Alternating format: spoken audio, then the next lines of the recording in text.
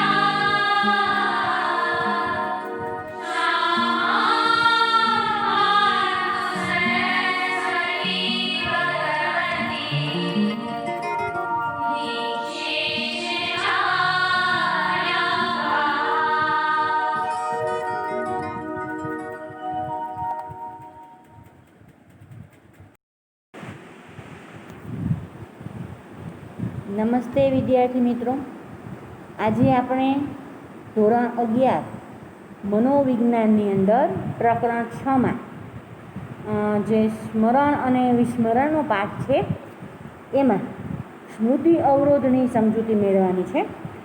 આપણે આગળ વિસ્મરણનો અર્થ, એની વ્યાખ્યા, એના નિર્ધારકો, એની સમજૂતી મેળવી.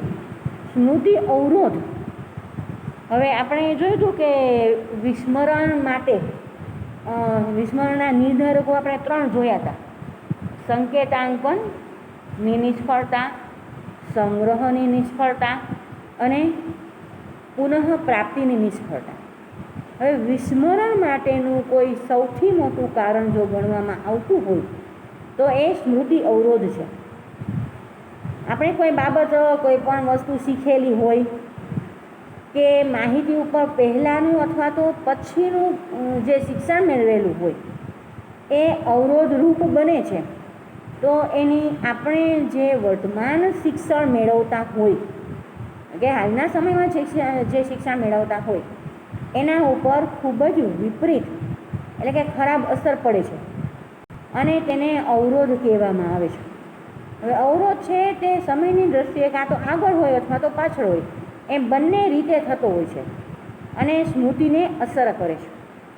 અવરોધના 2 પ્રકાર છે. સૌથી પહેલો પ્રકાર છે પૂર્વ ક્રિયા અવરોધ. હવે પહેલાં કોઈ માહિતી છે એને આપણે એનો સંગ્રહ કર્યો હોય, હવે એ જે પહેલાં જે સંગ્રહ કરેલી માહિતી છે એને આપણે યાદ કરવી છે અને આપણી શક્તિમાં નવું શિક્ષણ કે અનુભવો અવરોધરૂપ બને તો એને પૂર્વ ક્રિયા અવરોધ કહેવામાં આવે છે. એટલે કે પહેલાં જે મેળવેલું શિક્ષણ છે, પહેલાં જે મેળવેલી માહિતી છે એને યાદ કરવામાં અવરોધ ઊભો થાય તો નવું શિક્ષણ જે લઈએ છીએ એના કારણે અવરોધ ઉત્પન્ન થાય તો એને પૂર્વ ક્રિયા અવરોધ કહેવામાં આવે છે. પૂર્વ એટલે પહેલાં, ક્રિયા એટલે ક્રિયા, માહિતી જે મેળવી છે તે. જેમ કે પહેલા પીરિયડની અંદર મનોવિજ્ઞાન શીખ્યા હોઈએ, બીજા પીરિયડની અંદર સમાજશાસ્ત્ર શીખીએ, તો સમાજશાસ્ત્રનું શિક્ષણ લીધું હોય એના કારણે જે પહેલાં આપણે શિક્ષણ લીધું છે મનોવિજ્ઞાનનું એ આપણને યાદ ઓછું રહે છે, તો ત્યાં આગળ પૂર્વ ક્રિયા અવરોધ થયો છે એમ કહી શકાય. આવો જે અવરોધ છે એની અસર આપણે ઓછી કરવી હોય તો શું કરવું જોઈએ? હવે સંશોધન એવું કહે છે કે આપણે જે કંઈ પણ પ્રવૃત્તિ કરીએ છીએ એમાં આપણી ઊંઘ પહેલાં લીધેલા શિક્ષણને ઓછામાં ઓછી અસર કરે છે. એટલે કે સ્મરણ અંગેના શરૂઆતનો જે અભ્યાસ છે એક એ જેકિન્સ અને ડેલનબેકે કરેલો, એને 4 પ્રયોગ પાત્રોને પસંદ કરેલા હતા અને આ 4 પ્રયોગ પાત્રો છે એને અર્થહીન પદોની યાદી યાદ કરાવી, એટલે કે પાકી કરાવી. હવે આમાંના 2 પ્રયોગપાત્ર છે એને મોડી સાંજે યાદીને પાકી કરી અને પછી સુવડાવી દીધા, એટલે કે લોકો સૂઈ ગયા. બીજા જે 2 પ્રયોગપાત્રો છે એને સવારના સમયમાં એ અર્થહીન પદોની યાદી છે પાકી કરાવી, પછી આખો દિવસ એને રોજિંદા જીવનની બધી પ્રવૃત્તિઓ કરી, બધા કાર્યો કરી. હવે સંશોધકોએ આ બંને જોડીના પ્રયોગપાત્રને કેટલું યાદ રહ્યું છે, કેટલું ધારણ થયું છે એનું માપન કર્યું. 2, 4 અને 8 કલાકે જોવા મળ્યું કે યાદી શીખ્યા પછી જે પ્રયોગપાત્રોએ પૂરતી ઊંઘ લીધી હતી એ પ્રયોગપાત્રને વધારે યાદ રહ્યું હતું. ધારણનો આંક ઊંચો હતો એટલે વધારે યાદ રહ્યું હતું.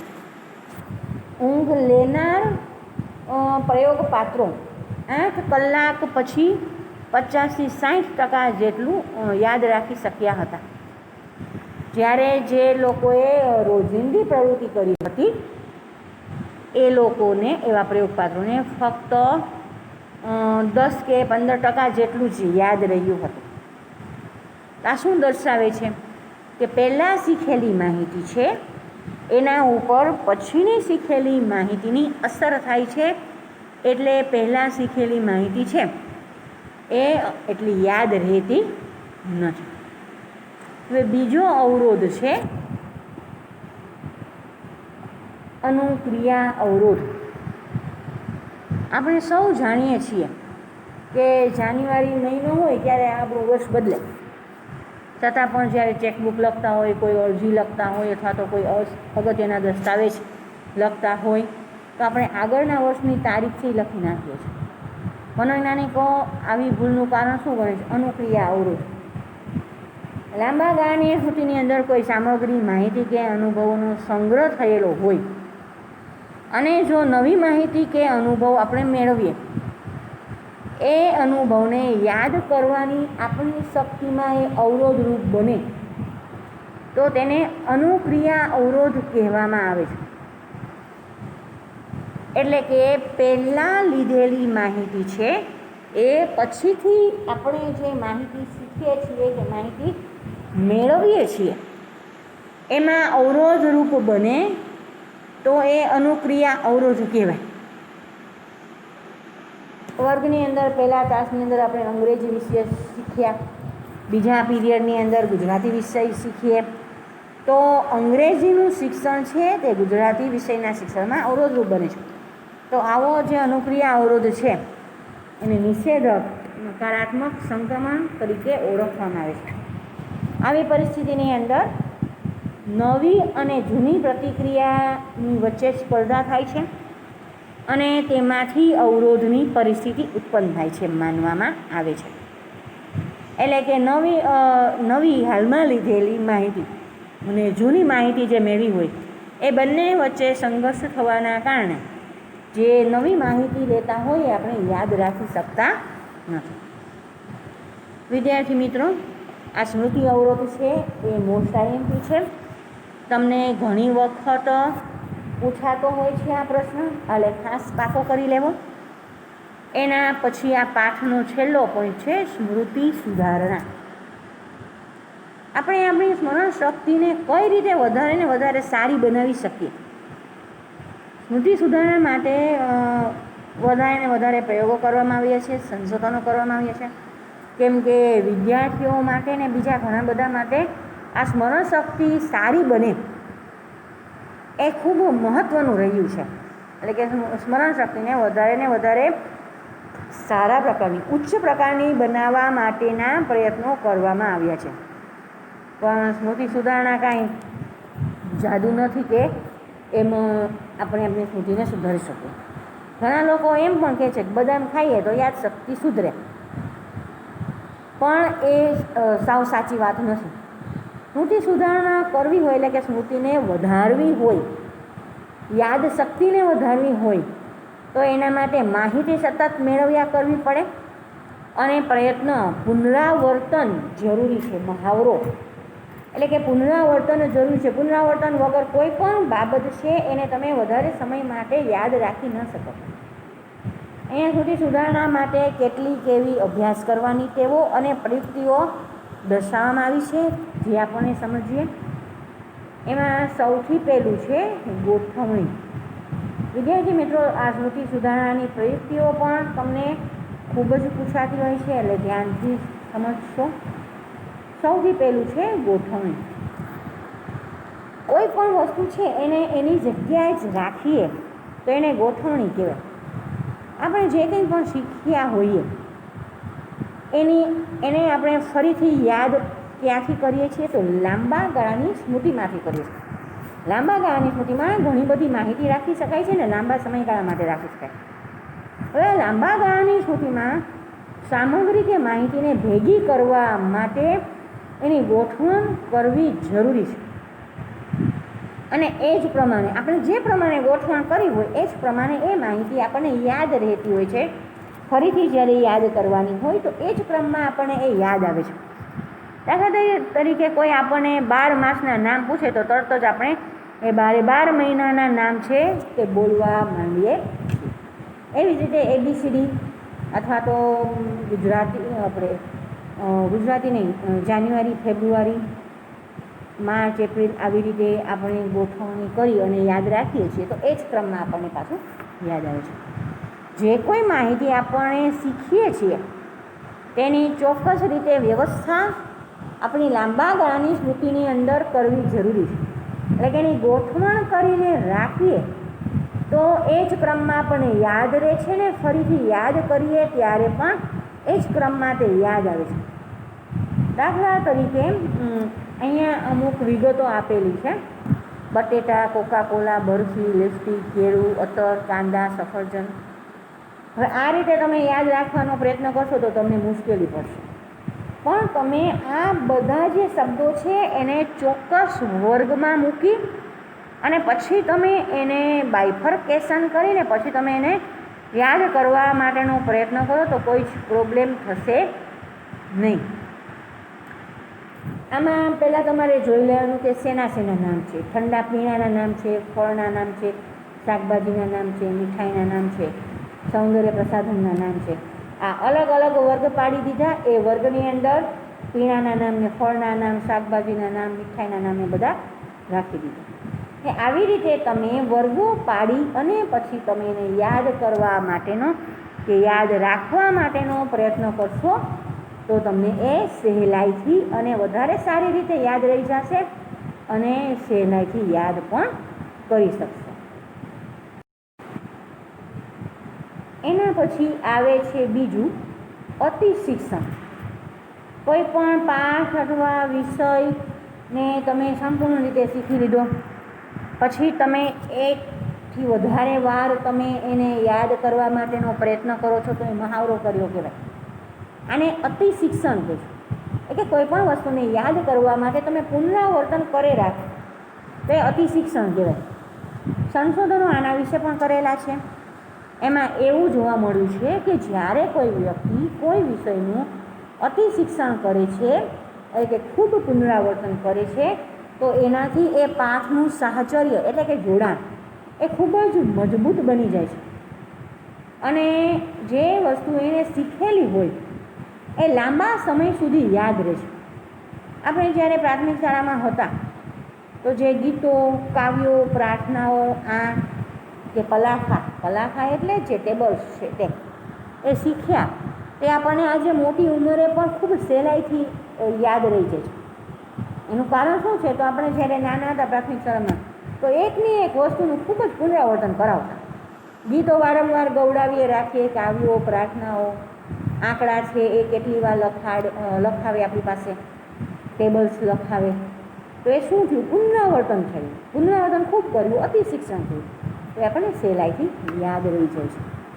આ વિષયના સંશોધન કરનાર છે એવું કહે છે કે જો આપણે કોઈ પણ સામગ્રીનું અતિ અધ્યયન કરીએ એટલે કે ખૂબ જ પુનરાવર્તન કરીએ તો એ સામગ્રી આપણને ખૂબ સારી રીતે યાદ રહે છે, લાંબા સમયગાળા સુધી યાદ રહે છે. કોઈ પણ માહિતીને યાદ રાખવા માટે લઘુત્તમ મહાવરા કરતાં એટલે કે ઓછામાં ઓછો મહાવરો કરવા કરતાં જેટલો વધારે મહાવરો કરીએ એટલે કે જેટલું પુનરાવર્તન વધારે કરીએ એટલી એ વસ્તુ આપણને વધારે યાદ રહે છે. એના પછી ત્રીજું છે અંતરીકૃત વિરુદ્ધ સળંગ પદ્ધતિ. આપણે એવું જોઈએ છીએ કે પરીક્ષામાં સારું પરિણામ મેળવવા માટે મોટાભાગના વિદ્યાર્થીઓ શું કરે છે? ગોખે છે. પણ સ્મરણ વિશેના જે સંશોધનો થયા છે એમાં એવું જોવા મળ્યું છે કે કોઈ પણ અભ્યાસ સામગ્રી છે એને એક બેઠકે જ કલાકો સુધી જરાય આરામ લીધા વગર તૈયાર કરીએ તેના કરતાં આપણે એ જ અભ્યાસ સામગ્રી છે એને અલગ અલગ સમયગાળામાં વહેંચી નાખી અને પછી પાકું કરીએ તો વધારે સારું યાદ રહેશે. એટલે કે સળંગ વાંચવાને બદલે એમાં વિભાગ પાડીને જો આપણે વાંચીએ તો આપણને વધારે સારું યાદ રહે છે. અંતરીકૃત પદ્ધતિ છે એ કારક કૌશલ્યો શીખવામાં ખૂબ ઉપયોગી થાય છે. કારક કૌશલ્યો એટલે શરીરના અંગોનો ઉપયોગ કરીને કોઈ કાર્ય આપણે શીખીએ. ડાન્સ છે, કોઈ પણ પ્રકારના આસનો છે, બરાબર, સાયકલ ચલાવી, ટૂંકમાં હાથ પગ આપણા શરીરના અવયવોનો ઉપયોગ કરીને જે કામ કરીએ તે. એ સિવાય હકીકતોને યાદ રાખવી હોય, માહિતીને યાદ રાખવી હોય તો એમાં પણ આ અંતરીકૃત અધ્યયનની પદ્ધતિ ખૂબ ઉપયોગી થાય છે. સંગીતનું શિક્ષણ જે મેળવે છે વિદ્યાર્થી એ જાણે છે કે અઠવાડિયામાં એક દિવસ સળંગ રિયાઝ કરે એના કરતાં દરરોજ તે 1-1 કલાક રિયાઝ કરે. રિયાઝ કરવું એટલે પ્રેક્ટિસ કરવી. આ કરે તો એનાથી એને વધારે ફાયદો થાય છે. એટલે એક સાથે તમે એક જ દિવસમાં કરો એને બદલે 1-1 કલાકનું તમે અઠવાડિયામાં ડેઈલી તમે રિયાઝ કરો તો કંઈ વાંધો આવતો નથી. એટલે કે તમે વધારે સારું યાદ રાખી શકો. નિયમિત જે રિયાઝ કરનારા છે સંગીતકારો એવું કહે છે કે જો રિયાઝ કરેગા વો રાજ કરેગા. એટલે કે જે રિયાઝ કરશે એ વ્યક્તિ વધારે પોતાના અંદરની ટેલેન્ટને વધારી શકશે. એના પછી આવે છે મનન વિરુદ્ધ પુનઃ વાંચન. શું કહે છે? મનન વિરુદ્ધ પુનઃ વાંચન. ચોથી પ્રયુક્તિ. મનન વિરુદ્ધ પુનઃ વાંચનમાં મનન છે એ વધારે લાભદાયી બને છે. ઘણા વિદ્યાર્થીઓ છે એ પરીક્ષાની તૈયારી કરતા હોય તો એ સતત પાઠ્યપુસ્તકો એટલે કે ચોપડી અને જે નોટ્સ બનાવી હોય એ વાંચ્યા કરે. પરંતુ આ બાબતમાં સંશોધકો છે એમાંથી એવું જાણવા મળ્યું છે કે જો તમે તમારા અભ્યાસક્રમમાં થોડો સમય મનનને આપો તો પુનરાવર્તન સારું કરી શકો છો. તમે પાકું કરી લીધું પછી તમારે એના વિશે તમે સતત વિચાર્યા કરો. એટલે કે તમે વાંચવાનું બંધ કરીને બેસી જાઓ એવું નથી કહેવામાં આવ્યું, પણ તમારે મનન કરવાનું છે. એટલે કે મગજની અંદર એ ટોપિક વિશે ચિંતન કરવાનું છે, વિચારવાનું છે, તો તમને ઘણો બધો ફાયદો થાય છે. ધારો કે એકાદ પેજ કે ફકરો તમે વાંચી લીધો, એ વાંચી લીધા પછી ફકરામાં શું આવ્યું એ તમે સતત વિચાર્યા કરો એટલે મનન કર્યું કહેવાય. ત્યાર પછી તમે એને યાદ કરવા માટેનો પ્રયત્ન કરશો તો તમને ઘણું બધું યાદ આવી જશે. આમ કર્યા પછી તમે ફરીથી વાંચો. જો તમે યાદ કરો છો ને મગજમાં ત્યારે તમને ખ્યાલ આવી જાય કે કઈ ટોપિક તમારે કયો ટોપિક વચ્ચે ભૂલાઈ ગયો, તો ફરી તમે વાંચો અને ફરીથી વિચારો તો તરત જ મગજમાં આવશે કે ઓલી વખતે આ ટોપિક હું ભૂલી ગઈ હતી, એટલે તમે એને યાદ કરો છો. એ સિવાયનાને યાદ કરો છો પણ જે ભૂલી ગયા હોય એને યાદ કરો છો. તો આવી રીતે વાંચો, મનન કરો, વાંચો, મનન કરો. આવી રીતે કરો તો તમને કોઈ પણ બાબત છે એ ખૂબ સારી રીતે યાદ રહી જાય છે. એ આઈ ગેટ્સ આ મનોવૈજ્ઞાનિકે અભ્યાસ કર્યો, સંશોધન કર્યું અને એમાં એણે અલગ અલગ જૂથો જે શિક્ષણ પાછળ સમય આપે છે એવા અલગ અલગ જૂથો ઉપર સંશોધન કર્યું. આ જૂથો છે એમાં કેટલાક જૂથો છે એણે મનનને વધુ સમય આપ્યો હતો, તો કેટલાક જૂથો છે એણે પુનઃ વાંચનને વધારે સમય આપ્યો હતો. તો આ અભ્યાસને અંતે એવું જોવા મળ્યું કે જેણે પોતાના અભ્યાસમાં પુનઃ વાંચનની ટકાવારી 20% જેટલી રાખીને મનનની ટકાવારી 80% જેટલી વધારી હતી તે લોકો 2 થી 3 ગણું વધારે પુનરાવર્તન કરી શક્યા હતા. સંશોધનનું પરિણામ શું કહે છે કે જેને સતત વાંચ્યા જ કર્યું બરાબર, એના કરતાં જેણે મનન વધારે કર્યું, એટલે કે 80% મનન વધારે કર્યું, એવી વ્યક્તિને 2 થી 3 ગણું વધારે યાદ રહ્યું હતું. તો આ એ દેખાડે છે અભ્યાસ કે પુનઃ વાંચન કરતાં મનન છે તે વધારે ઉપયોગી થાય છે. એના પછીની પ્રયુક્તિ છે પ્રથમ અક્ષર પ્રયુક્તિ. આપણે રોજિંદા જીવનમાં આ પ્રયુક્તિનો ખૂબ ઉપયોગ કરીશું. આપણે ઘણી બધી માહિતીને યાદ રાખવાની છે, ઘણા બધા મુદ્દાને યાદ રાખવાના છે. જેમ કે આપણે 11માની અંદર એક વિષય આવે છે એસપી, એની અંદર મુદ્દા ઘણા બધા હોય છે. હવે આ મુદ્દાને યાદ રાખવા છે તો શું કરવાનું? એક શબ્દ બનાવવાનો અને એ શબ્દ આપણને ખૂબ સહેલાઈથી યાદ રહી જાય છે. તો એમાં તમારે શું કરવાનું છે? જેટલા પણ મુદ્દા આપેલા હોય એના પહેલા અક્ષર છે એ લઈ અને એક આખો શબ્દ બનાવવાનો અને એ શબ્દ જ તમારે યાદ રાખવાનો. પછી જ્યારે તમે પરીક્ષાની અંદર કે ક્યાંય પણ એ તમે લખો પ્રશ્નનો જવાબ, તો તમને તરત જ યાદ રહી જશે અને ત્યારે તમને મુદ્દા પર તરત જ યાદ આવી જશે. જેમ કે આપણે નાના હતા ત્યારે મેઘધનુષ્યના 7 રંગોને સાચા ક્રમમાં યાદ રાખવા માટે એક શબ્દને યાદ રાખ્યો છે, જાની વાલી પીનારા. બરાબર, તો આનાથી આપણને આખા જે મેઘધનુષ્યના 7 રંગો છે એ તરત જ યાદ આવી જાય છે. જાની વાલી પીનારા એટલું યાદ હોય તો જા તો જાંબલી, ની એટલે નીલો, વા એટલે વાદળી. તો આવી રીતે આપણે મેઘધનુષ્યના જે 7 રંગો છે એને યોગ્ય ક્રમમાં યાદ રાખવા માટે આ શબ્દને યાદ રાખીએ તો સહેલાઈથી યાદ રહી જાય છે. એવી જ રીતે ભણવામાં પણ કોઈ પ્રશ્નો, મનોવિજ્ઞાનની અંદર પણ અમુક પ્રશ્નો એવા હશે કે જેમાં પોઈન્ટ આવતા હશે, એમાં તમારે પોઈન્ટ યાદ રાખવા હોય તો શું કરવાનું રહે? તો પોઈન્ટ યાદ રાખવા માટે તમારે એના આગળના અક્ષર છે એ અક્ષરથી એક આખો શબ્દ બનાવી લેવાનો અને પછી તેના આધારે એ શબ્દને યાદ રાખીને બધા મુદ્દા છે એને તમે યાદ રાખી શકો છો. એના પછી આવે છે એક મહત્ત્વનો મુદ્દો. વિદ્યાર્થી મિત્રો, સ્મૃતિ વધારવા માટે આ સૌથી વધારે ઉપયોગી છે અને સાથે સાથે તમારે પ્રશ્ન આ ખૂબ જ પૂછાતો હોય છે. PQRST પદ્ધતિ પૂછાતો જ હોય છે. વિભાગ ઈની અંદર આ પોઈન્ટ પૂછાતો હોય છે. તો ખાસ આને પાકો કરી લેવો, કેમ કે આ વખતની એકમ કસોટીની જે પરીક્ષા છે એમાં 5મો અને 6થો પાઠ છે એ આપણા કોર્સમાં છે, એકમ કસોટીમાં. તો એના માટે આ ખૂબ ઉપયોગી થશે. PQRST પદ્ધતિ સમજે. આ પદ્ધતિની શોધ કોણે કરી? તો થોમસ અને રોબિન્સને 1982માં કરી. વિદ્યાર્થી મિત્રો, આ પ્રશ્ન પણ તમને MCQમાં પૂછાતો હોય છે કે PQRST પદ્ધતિ કોણે બનાવી છે કે શોધ કરી છે? તો કોણે કરી છે? થોમસ અને રોબિન્સન. આ પદ્ધતિનો મુખ્ય ઉદ્દેશ્ય, એનો હેતુ શું છે? તો જે પુસ્તકની સામગ્રી છે એની સ્મરણ ક્ષમતા વધારવાનો હેતુ છે. પુસ્તકની અંદર જે સામગ્રી આપેલી છે એ સામગ્રીને યાદ રાખવા માટે, વધારે ને વધારે યાદ રાખવા માટે આ પદ્ધતિ ખૂબ ઉપયોગી છે. આ પદ્ધતિનું નામ PQRST કઈ રીતે પડ્યું? તો P એટલે પ્રિવ્યૂ, Q એટલે ક્વેશ્ચન, R એટલે રીડ, S એટલે સેલ્ફ રેસિટેશન અને T એટલે ટેસ્ટ.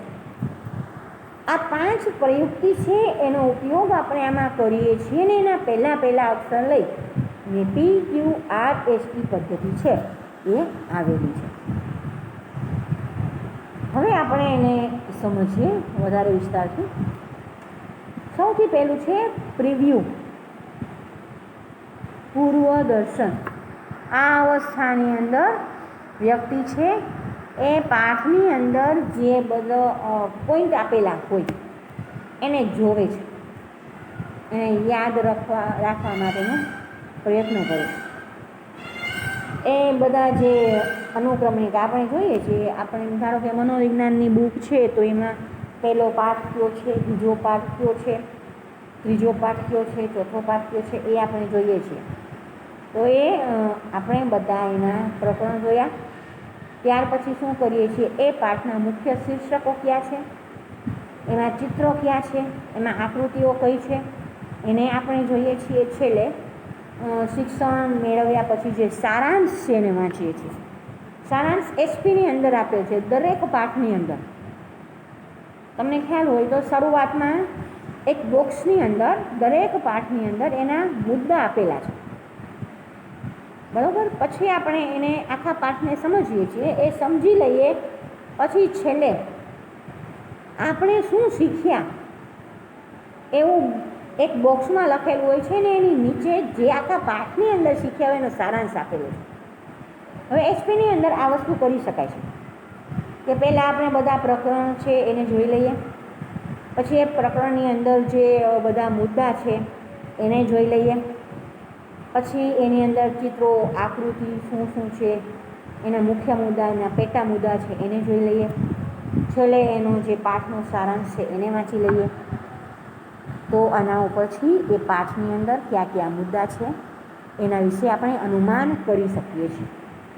ત્યાર પછી આવે છે ક્વેશ્ચન, પ્રશ્ન. આ અવસ્થાની અંદર વ્યક્તિ શું કહે છે, વિભાગનું શીર્ષક ને તેની અંદરના જે પેટા શીર્ષક એટલે મુખ્ય મુદ્દો અને પેટા મુદ્દો એ વાંચે છે. એને વાંચ્યા પછી એને પ્રશ્નના સ્વરૂપમાં ફેરવે છે. દાખલા તરીકે શીર્ષકનું નામ, મુદ્દાનું નામ શિક્ષણ અને પરિપક્વતા છે, તો વિદ્યાર્થી એને પ્રશ્નના સ્વરૂપમાં ફેરવે છે કે શિક્ષણ અને પરિપક્વતા એકબીજા સાથે કઈ રીતે જોડાયેલ છે, સંબંધિત છે. તો શું કર્યું કહેવાય, તો આમાં મુદ્દાને વાંચ્યા પછી એને પ્રશ્ન સ્વરૂપમાં ફેરવ્યું કહેવાય. એના પછી છે રીડ, વાંચન. આ અવસ્થામાં વ્યક્તિ શું કરે છે, તો આ અવસ્થાની અંદર વિભાગની જે સામગ્રીઓ છે તે વાંચવાનું શરૂ કરી દે છે. મુદ્દા ઉપરથી પ્રશ્ન બનાવ્યો, પછી એ મુદ્દાની અંદર કઈ મેટર છે, સામગ્રી છે એ વાંચે છે. એના મુખ્ય શબ્દો કયા છે, મુખ્ય વાક્યો કયા છે નીચે અંડરલાઈન કરે છે. અને આ પહેલાંની અવસ્થામાં જે એણે પ્રશ્નો બનાવ્યા છે એનો જવાબ ગોતવા માટેનો પ્રયત્ન કરે છે.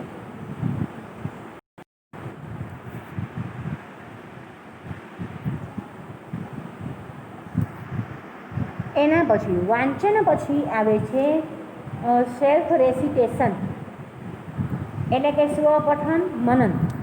આ અવસ્થાની અંદર વ્યક્તિ શું કરે છે, વિભાગોને વાંચવાનું પૂરું કરે છે.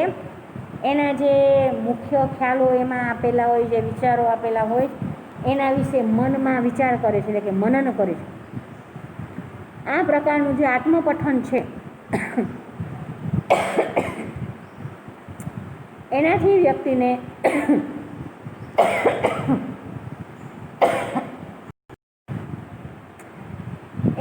વ્યક્તિને પોતાની સ્મરણની ખામી ક્યાં છે એનો ખ્યાલ આવે છે. એટલે કે કેટલી વસ્તુ યાદ રહે છે અને કેટલી વસ્તુ યાદ નથી રહી એને ખ્યાલ આવે છે.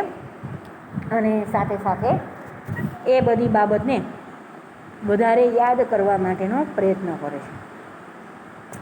એના પછી આવે છે ટેસ્ટ એટલે કે કસોટી.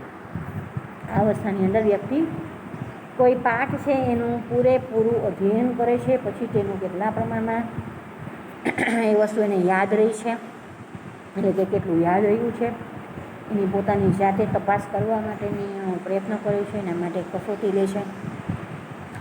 અથવા તો પોતે જે વાંચ્યું છે એને ફરીથી યાદ કરવા માટેનો પ્રયત્ન કરે છે. અને આવી રીતે પોતે જે માહિતી મેળવી છે એની એ ચકાસણી કરે છે. તો આવી રીતે PQRST પદ્ધતિ છે. એની અંદર 5 મુદ્દા આવે છે. આ 5 જે 5 મુદ્દા છે એટલે કે પૂર્વદર્શન, પ્રશ્ન, વાંચન, સ્વપઠન, મનન ને કસોટી, આ પ્રમાણે જો કોઈ પણ ટોપિક છે, કોઈ પણ પ્રશ્નના જવાબને યાદ રાખવા માટેનો પ્રયત્ન કરવામાં આવે તો ખૂબ સારી રીતે આપણને યાદ રહી જાય છે. વિદ્યાર્થી મિત્રો, અહીંયા આપણે આ પાઠ પૂર્ણ થાય છે. ખાસ તમારે આ પ્રશ્ન છે તમારા ચોપડાની અંદર લખવાનો છે, તો એ તમે બુક્સની અંદર લખી લેશો. Thank you.